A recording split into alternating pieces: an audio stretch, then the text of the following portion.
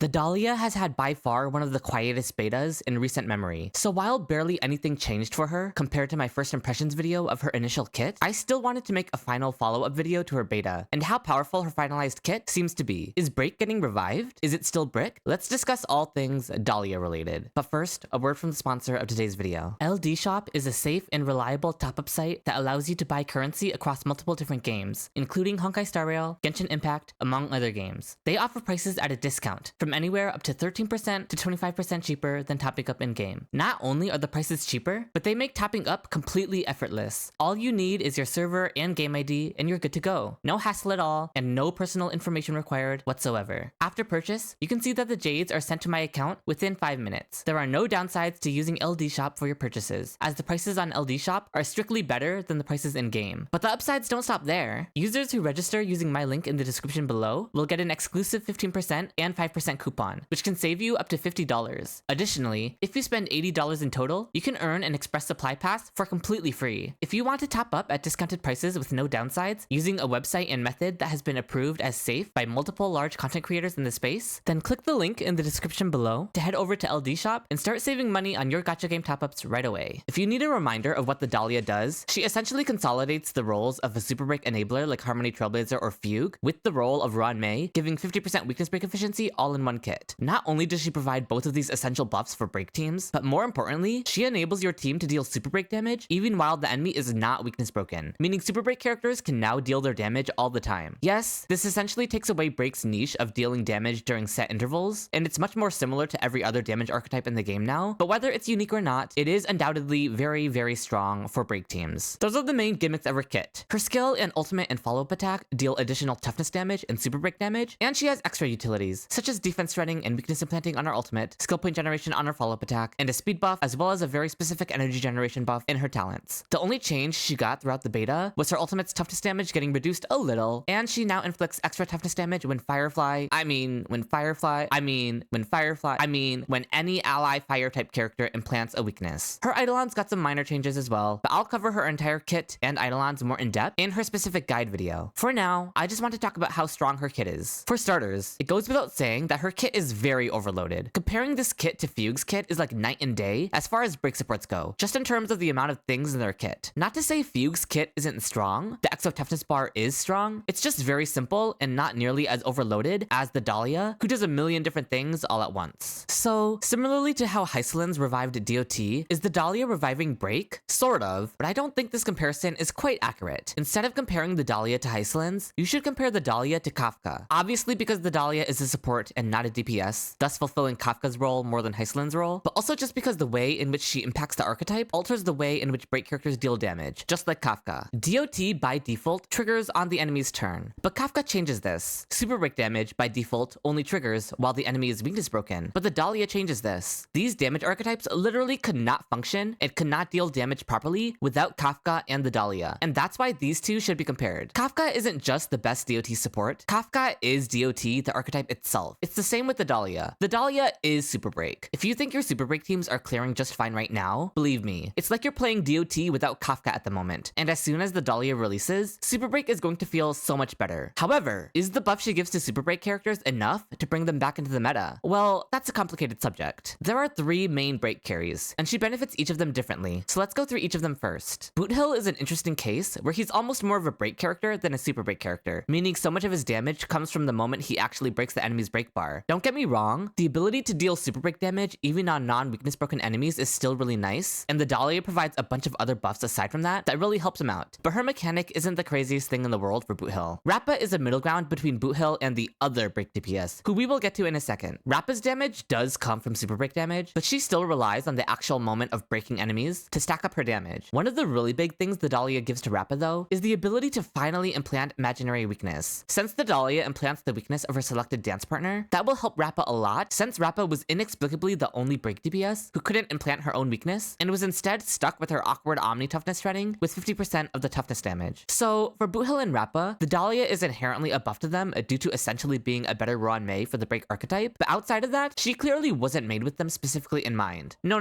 That level of favoritism could only ever belong to one character. You know her, you may love her, you may hate her, but it's of course none other than Firefly. I'm just going to be frank, the Dahlia is Firefly's Cyrene. description. Her kit may not specifically state Firefly's name, but it might as well do it. What do you mean she gives energy only when an allied fire character implants weakness? What other fire character can implant their weakness? Just say Firefly at that point.